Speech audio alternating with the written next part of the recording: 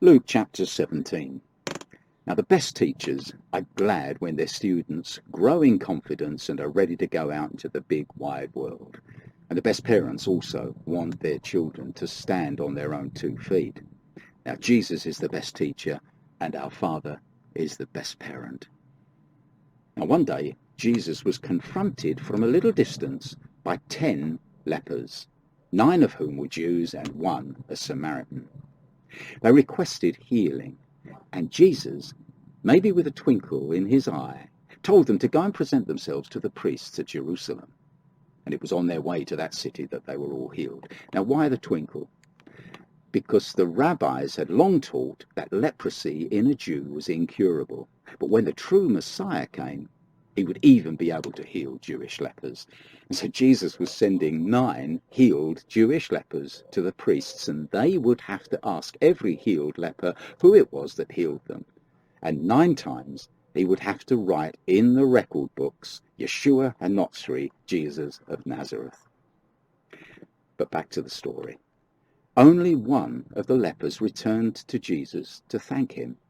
All the other 9 chose to overlook the gratitude and go on to Jerusalem. And that man was a Samaritan, a despised race. In fact, it was an old Jewish saying that went like this: "May I never set eyes on a Samaritan."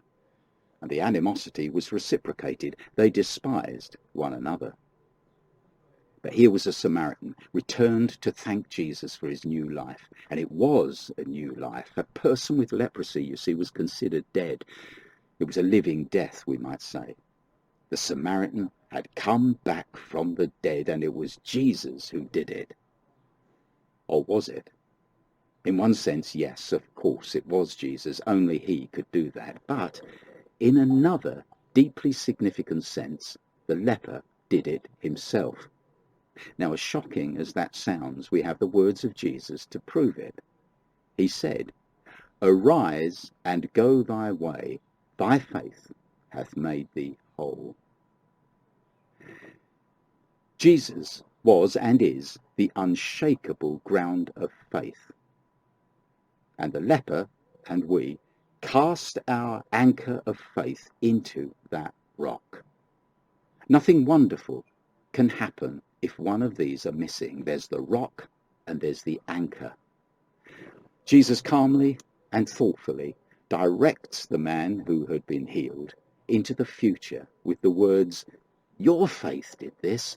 Your faith. Today is the first day of your new life. Go on as you've begun." You see, Jesus, like the best and most loving teacher, wants us to stand on our own 2 feet. He will be the ever-present rock, but we must fix the anchor of our faith into the rock, and wonderful things can happen.